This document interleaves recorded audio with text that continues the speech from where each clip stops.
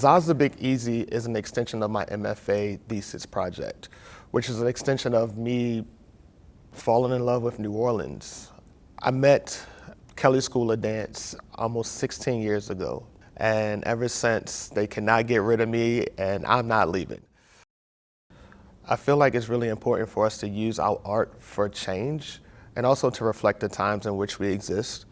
And Hurricane Katrina was such a huge moment. Hurricane Katrina, a most powerful hurricane with unprecedented strength. Even though I watched it from the screen, once I became part of the New Orleans East community, I knew there was something within me and within my spirit that called me to create this work, especially seeing firsthand how displaced the community has strategically been. And so I really wanted to use my art to bring awareness not only to global warming, but to the realities of what people experience when marginalized and displaced and strategically uninvested in, but persevere through culture, history, music, dance, and great food. My role with ZA started right from the beginning. When Brian was sharing the idea with me, I had the opportunity to visit New Orleans and visit the East and go to all these spaces and see his connection to New Orleans, as well as the people's connection to him, as well as their relationships to each other, and see what was so special about New Orleans, what's so special about Louisiana in itself, experience the culture, the people, how they vibe, and their energy. It's infectious. The tap dancers here, something like you just read this morning, I think it actually works. I just need to see like the transition. So last summer we had the first part of the creative residency. Between last summer and now, a lot of the technical elements have come to life. The integrated media reimagined music, so we went from synthetic sounds to live recordings. My team got bigger. I released control a little bit, understanding the importance of having a team around me that cares about me, but also cares about the work has been transformative. Quinn Johnson, associate choreographer, and Jodeci Millhouse, associate director, have come in and just, made things even better than what they were. Brought in Jonathan Hunter as the production stage manager and lighting design, and I've been working with the Wexner team for about the last 6 or 7 months to just prepare for this. We're doing a lot of immersive sound, a lot of technology.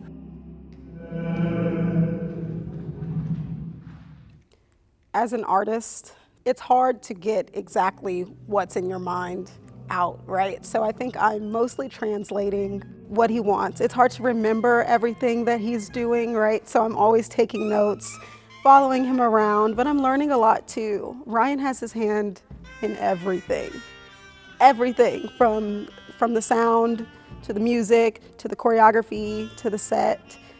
So I'm really just going around with him and making it all come alive.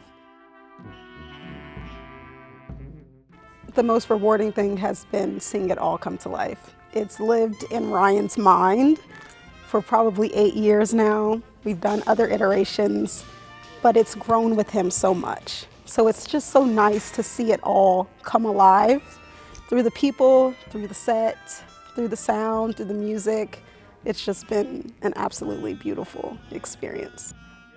Sometimes it's tough because I remember where I was, and I am not a native New Orleanian.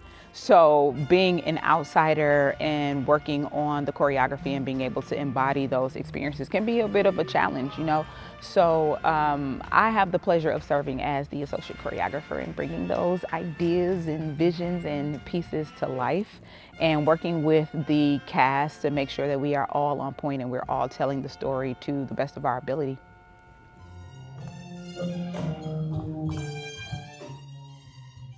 With art making, pacing is huge. With this work specifically, because there's such a huge ethic of care that has to go into this, because we're really taking the oral histories of survivors and turning it into embodied storytelling through these art forms. And so it's important that the work it educates people, but doesn't cause harm, right? And so the pace and the tempo and the flow and the orchestration of the dance and the story, it's really important that we don't overload the audience. The idea is for it to be an immersive experience, but in a way that is healthy. Jesus, keep me from all wrong. The audience will get to experience sand dance.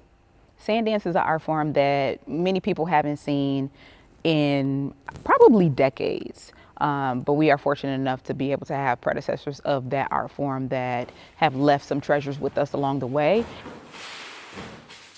And we are using the essence of sand dance as a way of symbolizing rebirth and the birth of a phoenix coming back to life. So I'm excited for the audience to see that.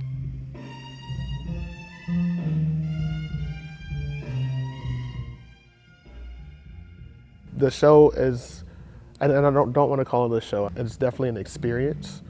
And the experience is the intersection of theater and dance.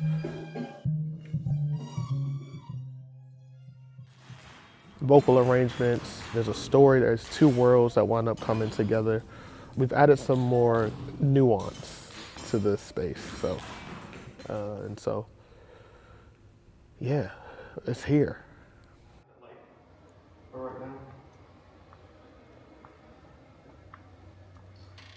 When you walk into the theater, from the top of the show, it'll be about 5 p.m. on a summer day in New Orleans. And then throughout the course of the prologue, you'll wind up landing inside of Zaz, which is the center of the story. What kind of drink you got at the bar? What did you get from the bar? Okay, what does it look like? The show kind of takes you inside and outside these worlds.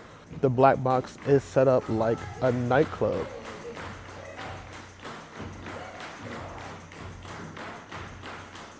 You're transformed from walking into a theater lobby into a world. And to be really clear, like, this is not the full story of Hurricane Katrina, right? Every person who experienced this storm and the governmental failures has their own story and their own connection. This is a small group of people that I've become really connected to, and it's a part of their stories that we're bringing to life. And so as artists, wanting to make sure that we preserve these oral histories, especially those in the Black and brown community. I hope people feel something. I think we are in a time where everyone is so desensitized. We look in our phones, we see a lot of crazy stuff every day, and we just kind of keep it moving. I'm hoping that people come to this show and sit, put their phones down, and feel something. And remember just what humanity is and what people are, and we're all the same. We're all going through the same stuff. We love the same, we lose the same. And I hope they can kind of sit in that and experience, you know. Ryan doesn't call it a show, he calls it an experience. So I hope that people come and can be fully immersed in the experience. President Bush has declared a state of emergency in Mississippi. It's important because we're currently living in an environment where Black and brown identity and culture and history is strategically being erased. And so as a performing artist, as a Black body, it's extremely important to me that we find ways to use art as a medium to archive and preserve the oral histories to ensure that these stories don't go away. And that's vital. And when you think about it, the children in 2005 are now adults. And so this community, the city, is still navigating the psychological, the emotional, the financial consequences of the mistreatment of the United States government when it came to preparing the city for this.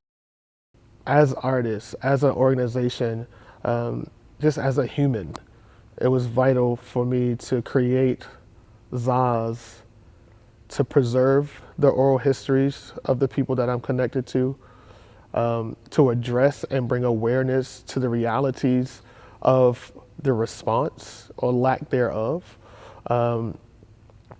and try to create something magical, bringing theater and dance together, bringing my 22 years of experience into the space, listening to all of these talented artists who have all contributed to it, right? I had the idea, but none of it could have come to life without every single person who has put their hands on it.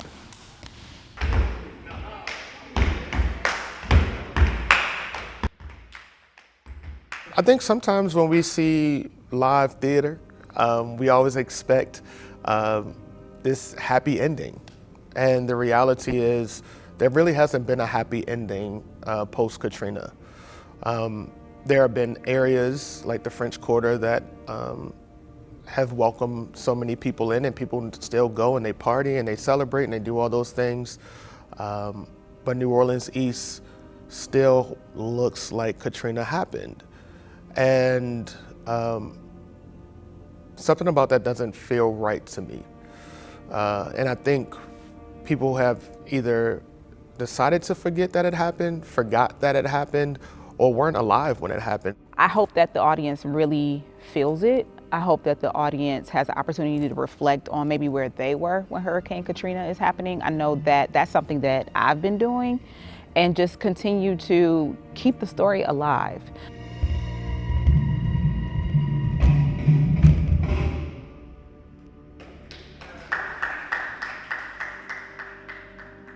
This is beyond capitalism.